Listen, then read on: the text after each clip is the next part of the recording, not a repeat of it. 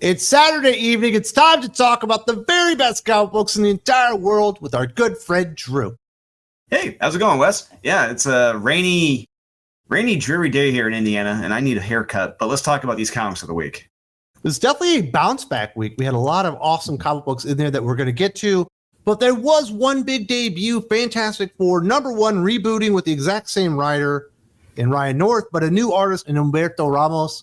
And I must say, I wish Humberto would go back to Strange Academy or Spider-Man. His art just does not quite fit in with the Fantastic Four. And I was quite let down even beyond that.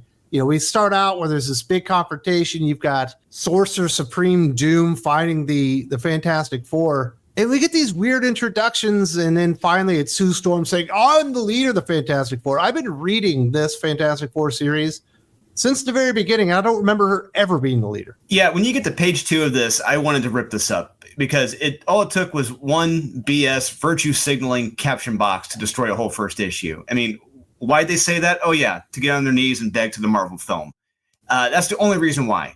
Now, I'm not saying Invisible Woman has never led the team in the past. I mean, she has, Wes. Specifically when Reed was believed to be dead, namely issues 381 to 407. I was reading those when I was a kid.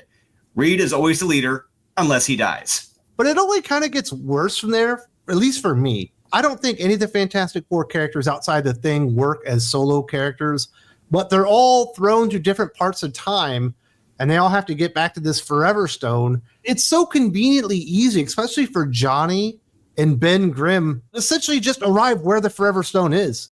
It wasn't an exciting adventure. It was just kind of stupid. Yeah, and it feels like this is like an annual story. Like this should all be wrapped up in 48 pages, but it's going to be extended out God knows how many issues. And the other big problem here, Wes, is that I can't recall another time in the past where in the middle of a publisher's main event, the focal series of that event does a complete relaunch. That's insane and just reeks of desperation. And I think they knew the numbers weren't looking good for their event and FF, so they decided to do a relaunch. Because let's be honest, you don't do a relaunch in the middle of your year-long event. You only do this if the course you're on is failing. This is an attempt at a course correction, but it's not much of one. But I'm tired of them rebooting these things with the exact same writer. Immortal Thor is being rebooted as Mortal Thor with Al Ewing. We got Daredevil rebooted with Chip Zdarsky. Now we've had Fantastic Four rebooted once again with Ryan North. We're getting Spider-Gwen the Ghost Spider rebooted as all new Spider-Gwen the Ghost Spider with Stephanie Phillips.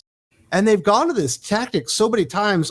I'm feeling like I should just boycott these fucking books and not even cover them. It's that fucking annoying at this point. The point of a relaunch is that you're bringing about change. You're changing what you did. There is no change here. I mean, Grant, you have, like you said, you have Humberto Ramos here, who is, a great artist, but he does not belong in this book. His best stuff does not show up here.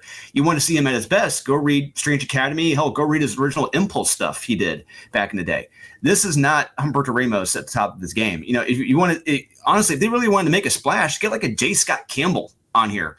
Get Ricardo Federici. Get someone, who's going to make a big name, a big splash on the art. But Humberto, he does fine. But the big problem here, Wes, we talked about, there is no real change to the series, to the names. Is you just relaunch it because you're, I guess, more or less attempting to believe that the readers are going to be stupid. The buyers are going to be stupid. They think there's a big change, but nope. It's just window dressing. That's all it is. Me personally, I didn't like it, and I would not recommend anyone read it. I know that you liked it more than I did. Yeah, but I was not impressed by this at all. Yeah, a little bit more, but we got to be honest, Wes. There were 2 Fantastic Four issues this week. This was the least worst of the Fantastic Four issues this week. Now let's get to the good stuff, because we do have some awesome comics from Indie and DC specifically.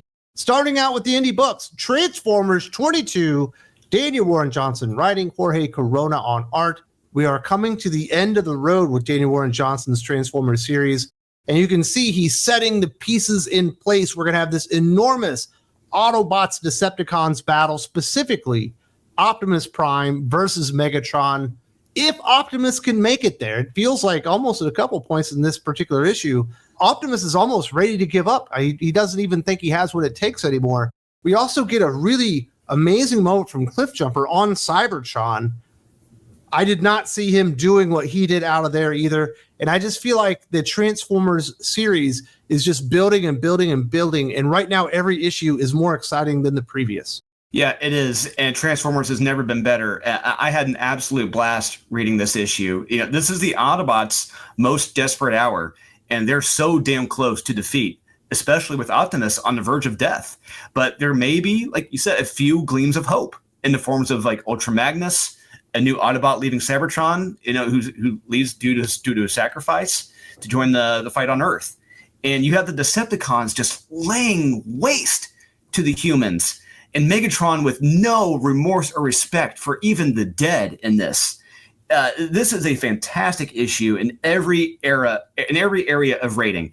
And my personal pick of the week, this is the strongest recommends for Transformers number 22. You guys need to jump on this train. This is a fantastic train that is not slowing down anytime soon.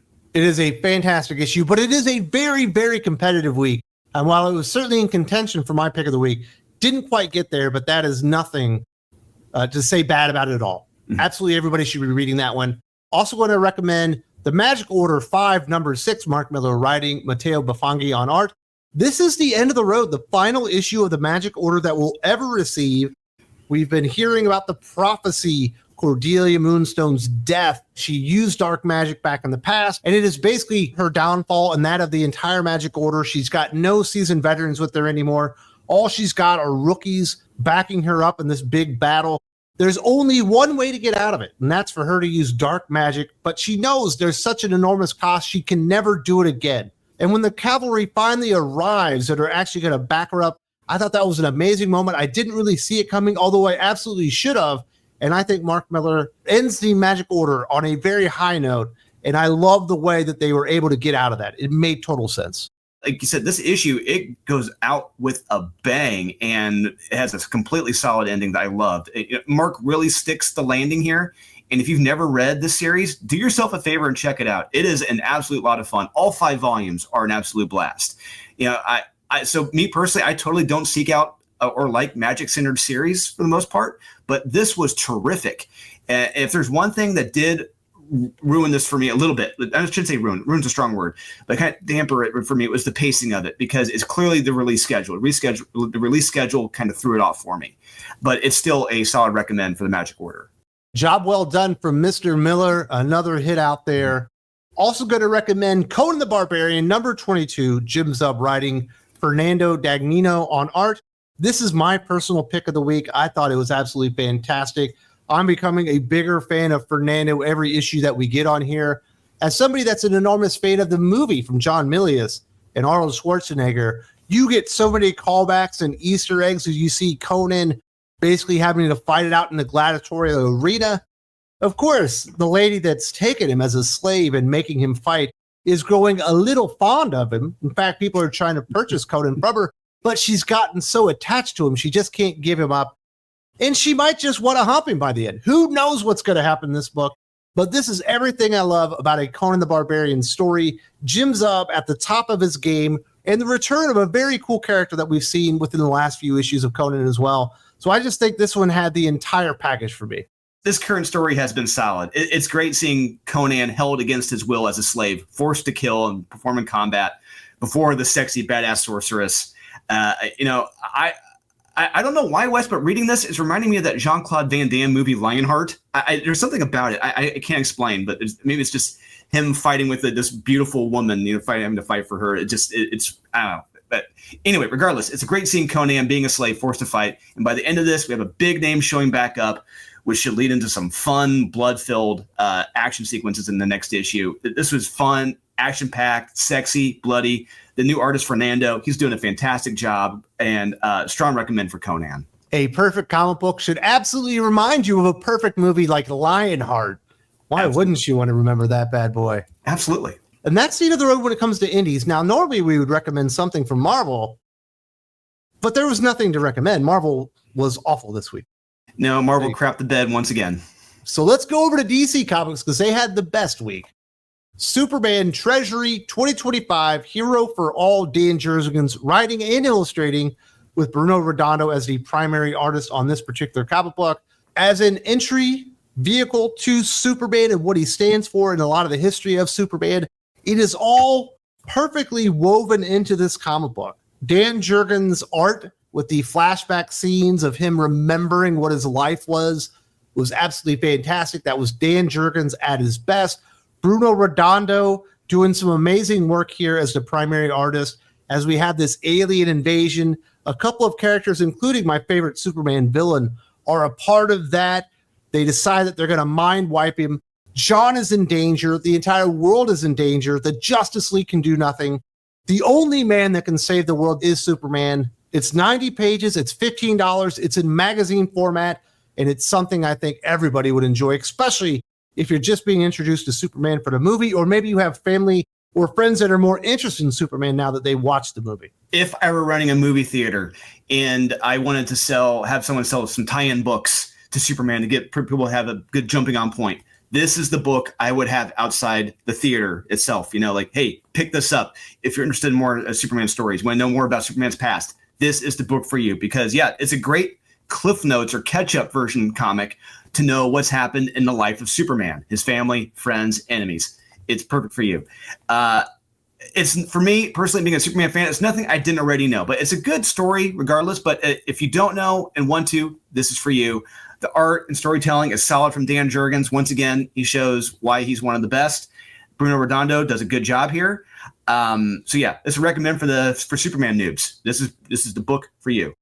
Absolutely. It's been an amazing week for Superman, not only in movies, but certainly in comic books as well. Next up, we're going to recommend Aquaman number 7, Jeremy Adams writing, Michael Shelfer on art. We've got Aquaman, Nemo, the Lady of the Lake, Arion, all destroying these creatures, trying to piss off Dagon because Aquaman wants to bring him out of the shadows and to confront him as he's searching for Mira and the lost city of Atlantis and his daughter. He finally does find them. Things are not exactly the way that you would have anticipated them to be. We do get to see some other Aquaman characters that I thought was pretty cool to kind of see the state that they are particularly in. And it's the coolest series out there that nobody's reading, unfortunately. Yeah. I kind of wish or think that DC should put that as the banner above the title. The best series that you're not reading right now, Aquaman. Because that's really what it is. I love this issue, Wes. And like you said, you forgot to mention one of the Wonder Twins. We get one of the Wonder Twins now joining the fight. And our heroes, led by Aquaman, are trying to figure out the best approach to take out Dagon. But naturally, they disagree with each other. Great conflict. But to me, the best part of this issue, Wes, is toward the end. There's that moment with Aquaman and someone really close to him. I won't say who. At the moment, it really does make you go, damn, that sucks. But it's not long before the big baddie Dagon shows up and we get a royally pissed off Aquaman. This was my second favorite book of the week, but right behind Conan, right ahead of Conan. And look, everyone, if you're not reading Aquaman or Green Lantern or anything written by Jeremy Adams, fix yourself and pick these up. Jeremy is the future of DC and is delivering arguably the best ongoing books there right now. Yeah, just don't read Green Lantern Corps this week because it definitely felt like Morgan Hampton wrote that one and not Jeremy. That was bad. Yes, it was. Just main title Green Lantern. Also going to recommend Batman and Robin 23, Phil Kennedy Johnson writing, Miguel Mendonca on art. I love the way that they're presenting Batman.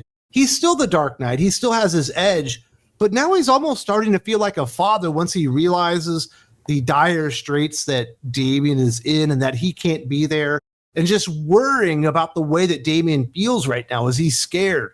Is he waiting for his father to return to kind of save him? That little scene right there absolutely hit me right in the balls. That is my worst fear as a father. So that definitely came right out of the pages, at least for me.